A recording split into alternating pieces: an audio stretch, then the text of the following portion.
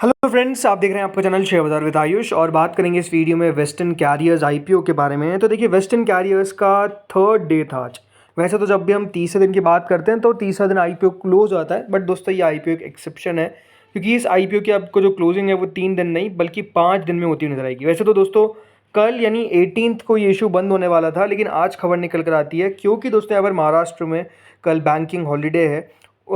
उसके कारण होने क्या वाला है कि जो आईपीओ है उसको एक दिन और एक्सटेंड कर दिया गया, राइट। तो एक्सटेंड कर दिया गया है आईपीओ को 19 सितंबर तक। तो अभी आपके पास कितने दिन बाकी है? जी हाँ, 2 दिन अभी भी बाकी हैं। कौन कौन से? 18th एंड 19th, जब आप इस इशू में लगा सकते हैं। अनंत चतुर्दशी के कारण जो आईपीओ है उसको एक दिन और आगे शिफ्ट कर दिया गया है, तो इस बात का ध्यान रखिएगा। सो अब 19th को एक नहीं, दो नहीं, बल्कि तीन तीन आईपीओ आपको क्लोज होते हुए नजर आएंगे, जिसमें वेस्टर्न कैरियर्स का नाम भी जुड़ चुका है।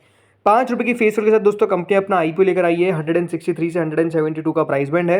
87 शेयर्स का लॉट साइज है। करीबन 492 करोड़ का इशू है, जिसमें से 400 करोड़ का है फ्रेश इशू। तो remaining offer for sale 92.88 crore का बीएसई एनएसई दोनों पर हमको ये लिस्ट होता हुआ दिखेगा। सो फ्रेंड्स, सबसे पहले तो हम शुरुआत के 2 दिनों की बात करते हैं। सो देखिए, जो सेकंड डे था, राइट, कल का दिन, उसमें क्यूआईबी पोर्शन करीबन 3% सब्सक्राइब हुआ था। एचएनआई पोर्शन 5.62 टाइम सब्सक्राइब हुआ था। रिटेल पोर्शन 7.84 टाइम सब्सक्राइब हुआ था। और कुल मिलाकर ये जो इशू था वो 2 दिनों में आपको 5 गुना तक सब्सक्राइब होता हुआ दिखता है। अब 5 गुना दोस्तों सब्सक्राइब होना अपने आप में अगर आप देखेंगे तो नो डाउट कम नहीं है, राइट। 2 दिनों में 5 गुना सब्सक्राइब हुआ है। बट ये आप जरूर कह सकते हैं कि आईपीओ का जो साइज़ है वो डेफिनेटली उतना बड़ा नहीं है, इतना बड़ा इशू है नहीं। बट स्टिल 5 गुना आपको सब्सक्राइब होता हुआ दिख गया था 2 दिनों के अंदर। अब हमेशा ये बात ध्यान रखिएगा, जब भी सब्सक्रिप्शन को आप देख रहे हैं तो ये भी देखना बहुत इंपॉर्टेंट है कि कितना टाइम बाकी है, राइट। अभी क्योंकि आपको पता है कि अभी 2 दिन और बाकी है, तो अभी भी दोस्तों क्यूआईबी का पैसा तो नहीं आएगा। तो कितना पैसा है क्यूआईबी का, ये देखिए। तो अभी तक फ्रेंड्स जो क्यूआईबी का पैसा निकल कर आया है वो 10% के आसपास निकल कर आया है। क्यूआईबी ने कुल मिलाकर 9.60 करोड़ के आसपास इस इशू में लगा दिए हैं। करीबन 57 लाख शेयर्स ऑफर किए गए थे। उसके सामने अभी तक 5,58,000 शेयर्स के लिए एप्लीकेशन आई है। क्या ये चिंता वाली बात है? बिल्कुल भी नहीं। क्यूआईबी का पैसा हमेशा, जैसा मैं कहता हूँ, आखिरी दिन आता है, तो इधर भी आखिरी दिन ही आएगा। 19th को ही आपको मेजरली क्यूआईबी का पैसा आता हुआ दिखेगा। हाँ, कितना क्यूआईबीज लगाते हैं इस इशू के अंदर, ये देखने वाली बात जरूर रहने वाली है। इसके बाद आती है एचएनआई कैटेगरी, जो करीबन 13 टाइम्स के आसपास सब्सक्राइब हो चुकी है। एचएनआई ने कुल मिलाकर 984 करोड़ रुपीस इस इशू में डाल दिए हैं। जिसमें अगर हम बात करते हैं बिग एचएनआई कैटेगरी के, तो आप देख सकते हैं 10.68 टाइम्स के आसपास सब्सक्राइब होता हुआ अभी तक दिखा है। जिसमें अभी तक 28,65,000 शेयर्स ऑफर किए गए थे, जिसके सामने 3,05,00,000 शेयर के लिए एप्लीकेशन आता हुआ दिखा। 526 करोड़ रुपए जो है वो हमको आते हुए दिखे कुल मिलाकर अभी तक। किससे? बिग एचएनआई से। देन आती है दोस्तों स्मॉल चेन्नई कैटेगरी, जो करीबन 18.60 टाइम्स तक सब्सक्राइब होती हुई दिख चुकी है।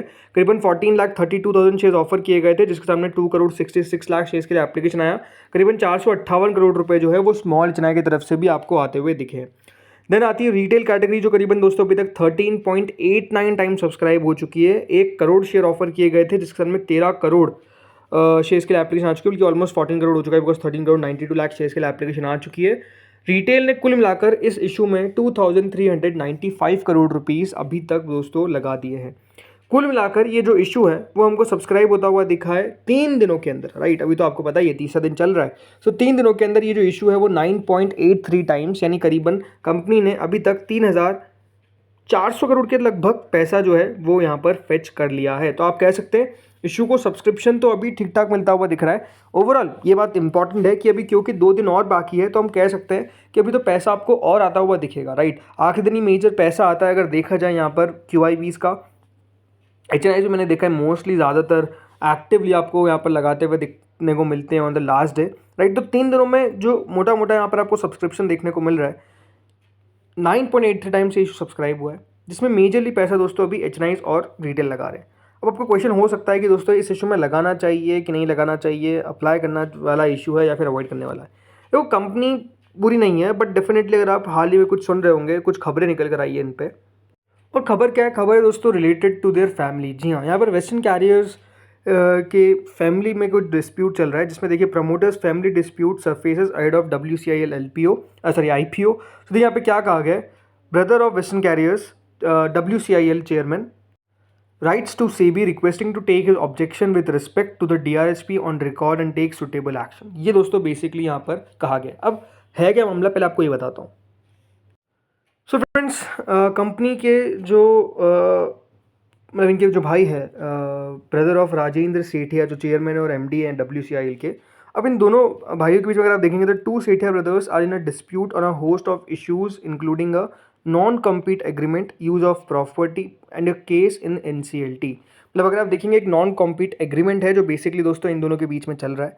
और ये अगर दोस्तों यहाँ पर जो लेटर लिखा गया नरेंद्र सेठिया जी के द्वारा, उन्होंने साफ साफ कहा, I request that my objections with respect to the DRHP be taken on record and suitable actions be taken by the SEBI. WCIL and its promoters have been in discussion with respect to settlement of the family dispute and the same are recorded in correspondence between the parties. However, they have failed to disclose the same and all consequences will shall entail with respect to the proportion in wrongful possession, occupation and use by WCIL in the DRHP, thereby causing loss to the public investors. मतलब उन्होंने ये कहा कि जो हमारे बीच में dispute चल रहा है उसको DRHP में इंक्लूड नहीं किया गया, और कहा कि अगर यहाँ पर DRHP में इंक्लूड नहीं किया गया तो अब SEBI को देखना है कि यहाँ पर क्या करना चाहिए, क्योंकि मेरा जो ऑब्जेक्शन है वो भी रिकॉर्ड पर लेना चाहिए। ये देखिए उन्होंने साफ साफ कहा है।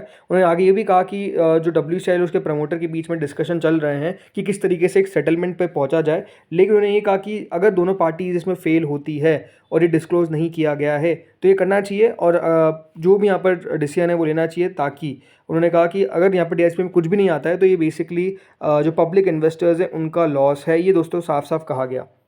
क्योंकि देखिए दिक्कत वाली बात क्या है ना, दिक्कत वाली बात यही है कि अगर इस लीगल बैटल का कोई आउटकम निकल कर आता है और वो आउटकम नेगेटिव होता है तो इसका असर आपको ऑब्वियसली बात है दोस्तों यहाँ पर कंपनी में पड़ता हुआ देखने को मिलेगा, कंपनी से शेयर होल्डर्स पर पड़ता हुआ दिखेगा। और SEBI ने दोस्तों इस IPO को क्लियर कर दिया without considering the ongoing legal dispute, right. तो ये अपने आप में एक इशू है जो डेफिनेटली मुझे लगता है कि एक नेगेटिव फैक्टर इस IPO के लिए वो एक बात है जो डेफिनेटली नज़र आती है। बाकी अगर ग्रे मार्केट की बात करते हो तो कि ग्रे मार्केट में एक्टिविटी अगर आप देखेंगे तो ये हो रहा है, कभी 37% जाती है, कभी 32% आ जाती है, कई जगह पे थोड़ी सी नीचे और चल रही है। तो ग्रे मार्केट में भी थोड़ी सी एक्टिविटी हमको अभी थोड़ी सी कह सकते हैं ऊपर नीचे यही देखने को मिल रही है। वहाँ पर भी एग्जैक्ट कोई क्लैरिटी देखने को नहीं मिल रही, राइट। तो अपने आप में यही बात है कि अगर आप इस इशू के बारे में मुझसे पूछेंगे भी तो मैं आपको ये कहूँगा कि ये इशू ऐसा है जहाँ पर लिस्टिंग गेन होते हुए दिख सकते हैं बट बड़े लिस्टिंग गेन होते हुए नहीं दिखेंगे। अब क्योंकि 3 IPO आपको पता है एक साथ है, राइट। वेस्टर्न कैरियर्स पहला, दूसरा है दोस्तों यहाँ पर दूसरा है नॉर्दर्न आर्क और तीसरा है दोस्तों यहाँ पर आर्किड डेवलपर्स, राइट। इन तीनों IPOs में से अगर आपको चूज़ करना हो तो मैं आपको यही कहूँगा वेस्टर्न कैरियर्स आपका 3rd नंबर पे होना चाहिए, 4th 2nd पे तो नॉर्दर्न आर्क और आर्किड डेवलपर्स होने चाहिए, राइट। तो ये एक बात आपको समझ में आनी चाहिए। अगर आपके पास फंड्स की कमी है तो ऐसा इशू है जिसको आप चाहे तो अवॉइड करें, राइट। हो सकता है कि देखिए 30-32% में लिस्ट हो भी जाए, बट सिंपल सी बात है अगर आपको पैसों की प्रॉब्लम है या फिर आपके पास उतना फंड्स नहीं है अवेलेबल तो डेफिनेटली आपकी वेस्टर्न कैरियर्स प्रायोरिटी नहीं होनी चाहिए, नॉर्दर्न आर्क सबसे बड़ी प्रायोरिटी होनी चाहिए, देन आर्किड डेवलपर्स प्रायोरिटी होनी चाहिए अगर आप इस तरीके से चलते हैं। बाकी ये ज़रूर दोस्तों थोड़ा सा रिस्की इशू है, ये आपको मैंने साफ साफ कह दिया, बिकॉज अगर आप देखेंगे तो ये खबर से निकल कर आ रही है, ये अपने आप में कोई पॉजिटिव तो है नहीं, इसका इम्पैक्ट तो ऑब्वियसली बात है नेगेटिव ही पड़ा है। ग्रे मार्केट में भी थोड़ी सी गिरावट देखने को मिली है, तो वो बातें दोस्तों आपको ध्यान रखनी है। बाकी ठीक है, देखते कितना इशू बढ़िया कर पाता है। स्पेसिफिकली मैं तो ये कहूँगा कि आपको आखिरी दिन तक वेट करना चाहिए, मतलब QIBs तक का 2:30 तक की QIBs कितने लगाते हैं, देन आपको आगे बढ़ना चाहिए। तो फ्रेंड्स इस वीडियो में इतना ही था, होपफुली आपको वीडियो बढ़िया लगा होगा। बाकी आप लोग बताइए आपको क्या लगता है, कैसा करता हुआ नजर आएगा ये इशू। इस वीडियो में इतना ही था। Thank you friends for watching this video.